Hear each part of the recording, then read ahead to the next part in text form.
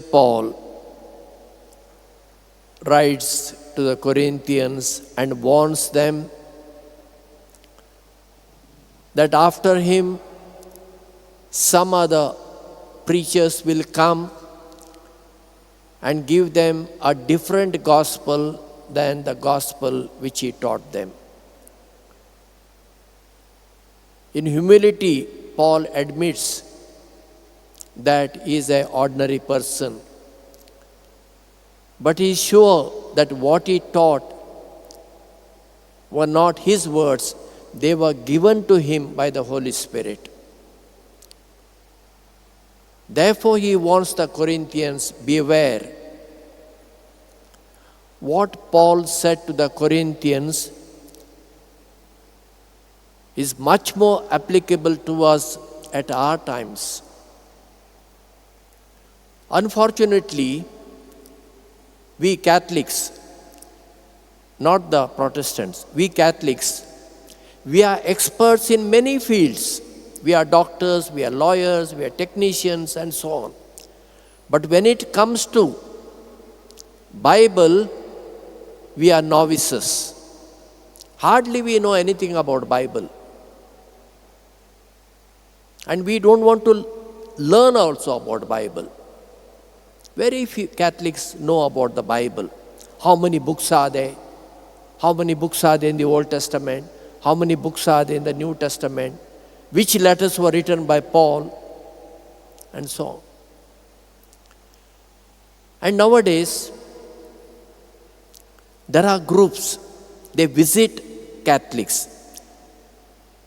Recently, we had a deanery meeting at Corley, and one of the important priests told us that we have to conscientize our Catholics because there is a group, they go by some name, Emmanuel or something, and they specifically target the Catholics. They visit their houses, they speak a very sweet language, and they tell them Mother Mary is part of the Holy Trinity.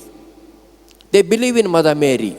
So naturally, when Mother Mary's name is uttered, our Catholics think they are also Catholics.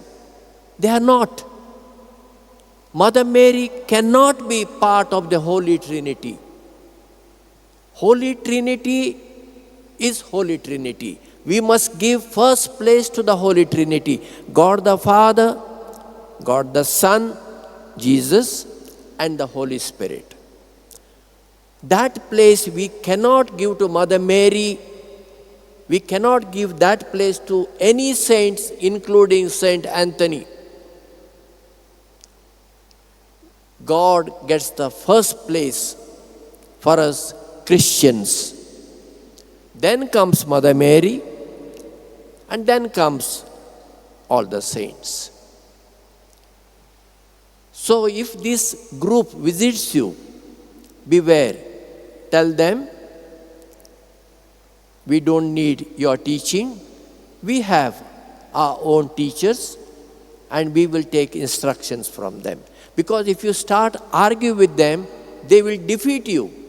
They will quote you left and right from the Bible, and you don't know where is book of Jeremiah and where is book of Esther or Judith or Job. You don't know. Because they are experts in that. In today's gospel reading, Jesus taught his disciples a universal prayer. That prayer could be recited by any person, provided he or she believes in God. And in that prayer, there are two parts.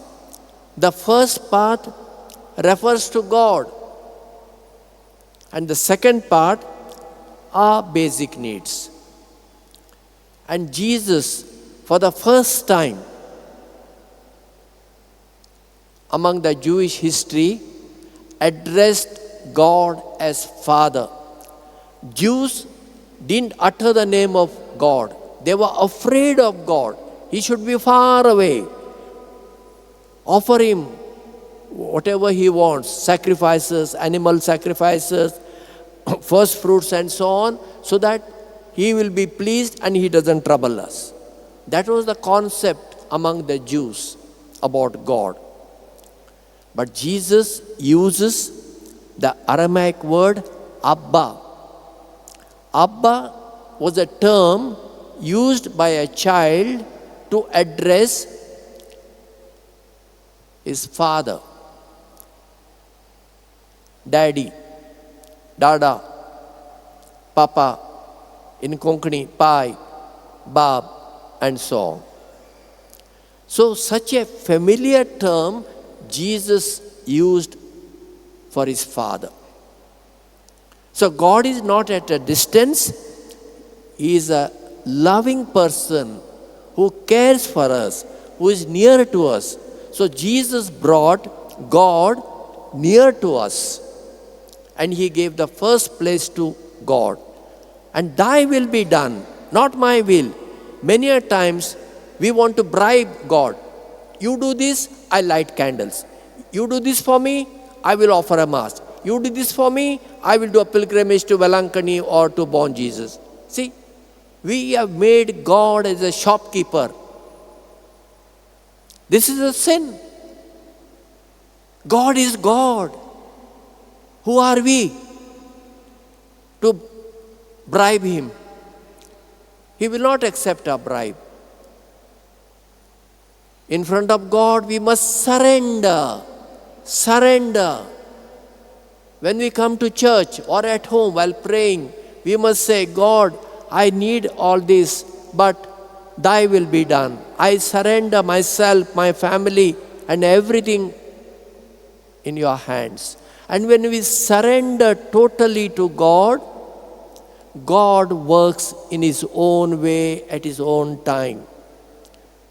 And in the second part, Jesus teaches our daily bread, not a bread of the week, not a bread food for the entire year. Only today what we need, that we should ask God. So, henceforth, when we say the Our Father prayer, let us become aware what we are saying. It is a holy prayer. It is the highest form of prayer taught by Jesus and not by any human being. So when we say that prayer, let us say with reverence. We should understand what we are saying. We must believe what we are saying, and we must live what we are saying.